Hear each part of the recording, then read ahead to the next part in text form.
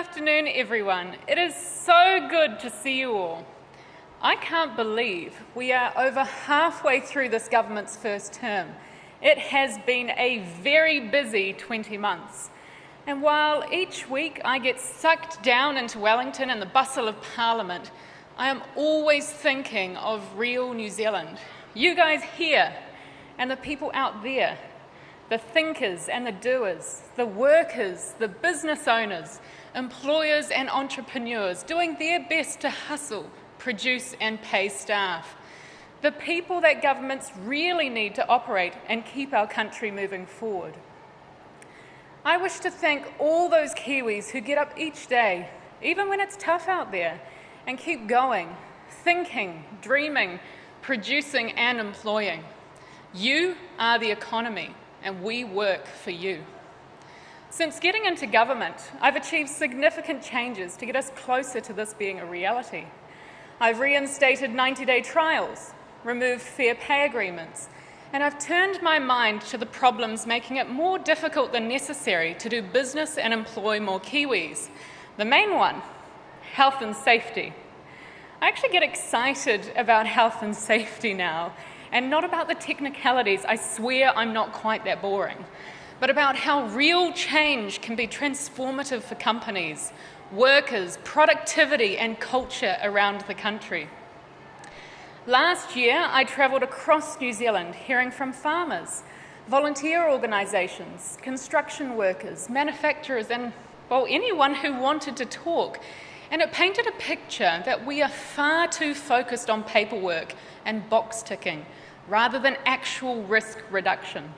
A culture of fear is stifling innovation, depressing productivity, and sucking the joy out of life. I've heard you, and I've acted.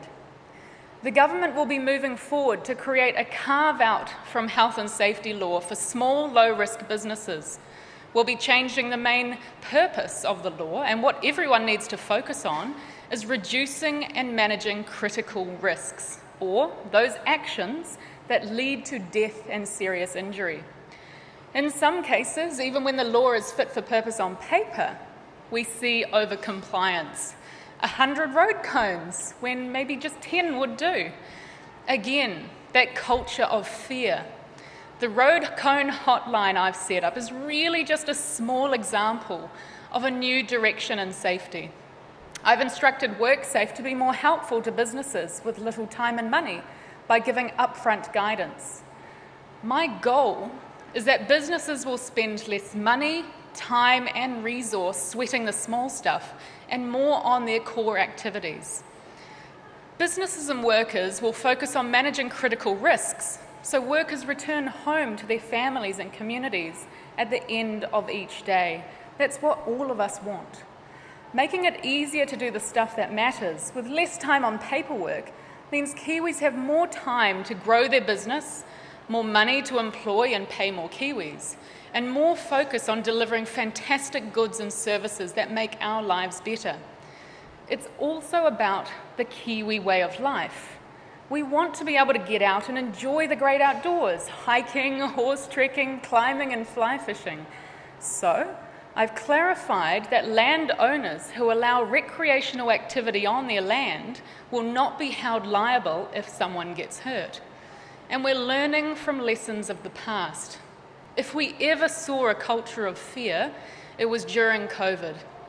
Labor delivered a toothless inquiry, so I've expanded it, and now we finally have public hearings and real accountability for the decisions that locked us down, shuttered businesses, and divided our society. My belief is that we can move forward with less fear and more confidence to live safely, freely, and equally. ACT's work continues, and I can't wait for my colleagues here to share their progress with you too. Once again, thank you for your support of me, for your support of ACT, and for your support of our country. Thank you very much.